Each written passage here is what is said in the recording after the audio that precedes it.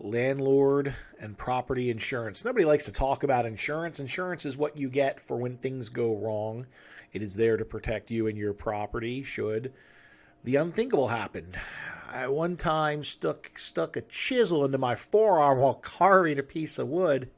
I told my brother I did not have time for an accident right now. I did not have time for this injury.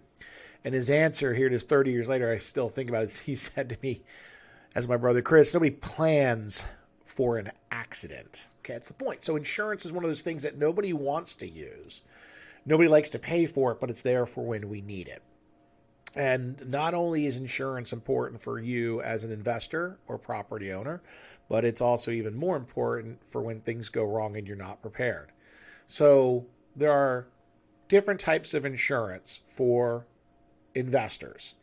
And typically when I'm dealing with accidental landlords, they are taking what was once their personal dwelling and they're now converting it into a rental property. So first thing I want to explain to you is that this is not where you want to cut corners. This is not where you want to go cheap. Read up on nightmare stories of working with a cheap, discounted insurance company. What you save up front, you lose on the back end should there be a problem. And considering I've had 2 apartment fires to deal with, a hailstorm that caused damage throughout a bunch of rental properties, and a tornado that came through an HOA we managed, destroying over 32 homes, I can tell you insurance matters. And your regular homeowner's policy most likely will not cover the things that you need should you convert your dwelling into a rental property. So let's talk about those, okay? Types of insurance you need when renting out your personal home. One is you need to switch and call your company and let them know that you're switching this into an investor policy, that this is going to be a rental policy, that you will no longer be residing there as your primary residence. This is very important to let them know. The second thing that you should know is that property insurance companies do not like vacant properties. Okay, so if your property is going to be vacant for more than 30 days, I can assure you insurance companies don't like that. And in many cases, they will, if they find out, drop you. So it's important that you put a rental policy on there and you understand that you really don't want that property vacant for more than 30 days or you could lose your insurance. So when you're talking about landlord insurance, remember you are protecting the property. When you are dealing with, I'm going to skip ahead to number 2, which is regular property insurance, which is what most owners have on their primary residence. That property insurance is going to cover the building should something happen, that structure itself, or the contents coverage, the things that you have inside of it. That protects your personal property. Okay. Now, if we're talking about turning your property into an investment property, if you are no longer living there, your insurance goes from a regular property insurance to a landlord insurance, which means that it's still going to cover for the property damage, fire, storms, vandalism, things like that. That is for the structure. Liability coverage, somebody trips and falls on your property, somebody gets hurt when a tree branch falls, things like that, covers those costs. And then there's loss of rental income, and I've had this happen for properties I've managed. We had a fire the day someone was supposed to move in.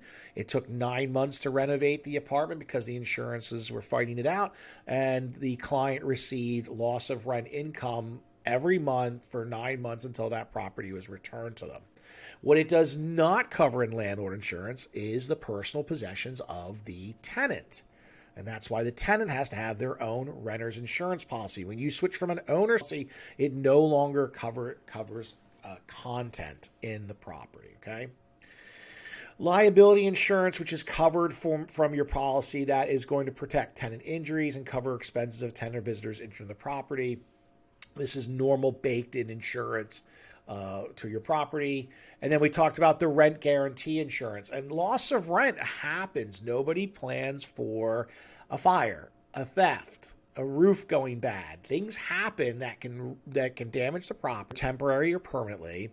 And the rent guarantee from a renter's policy will cover you for loss of rent, which I assure you could be some time. I mean, the average insurance can take 6 months to 2 years for some of these properties, depending on if there is an argument as to the balance is what's owed, things like that. Okay. And then some policies have emergency coverage, which covers the cost of urgent repairs like plumbing or heating that need immediate attention. This is going to be things that would protect the property, burst pipes, things like that. And again, your policy may vary. Hire a good insurance broker to talk you through your state and how that may cover.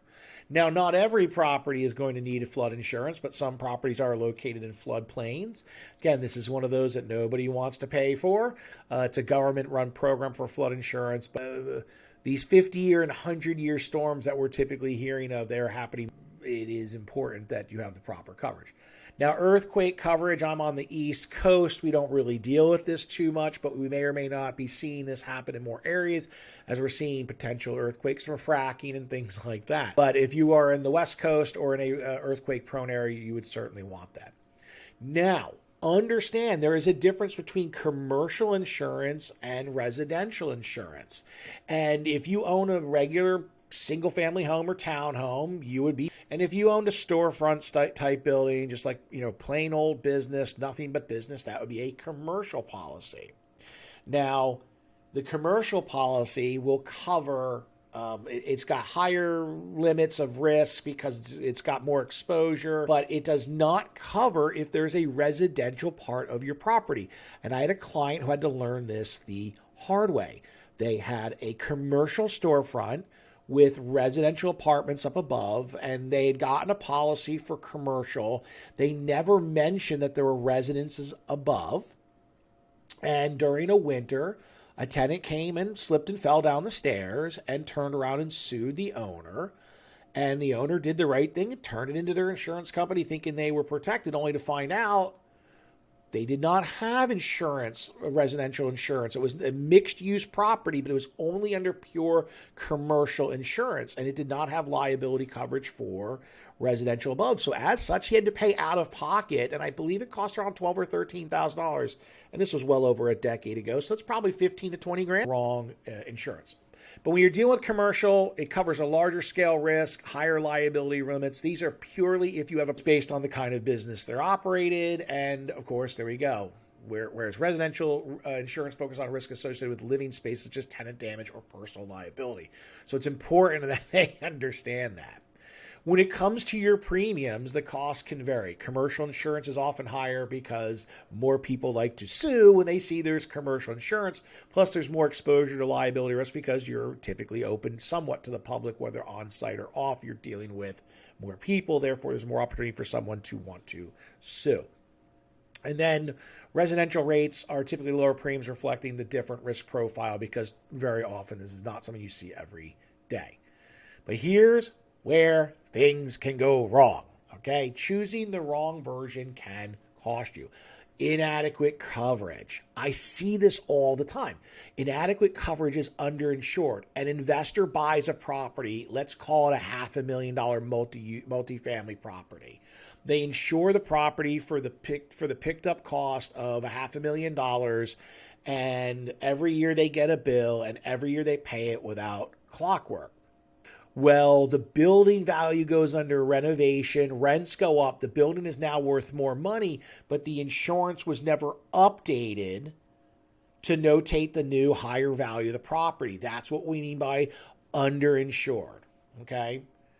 So if you're using residential insurance for a rental property, it can leave gaps in coverage. And especially like you buy a single family home, you bought it for $250,000, you lived in it for 5 years, you turned around and walked away from it and let it become a rental. And your insurance policy is running at $250,000, at $250,000, at $250,000. Well, years go by, property is now worth $450,000 and there's a fire. The insurance company will not They will run to hand you that check for $250,000, which is the limit of your policy, because you never raised the policy to its new value.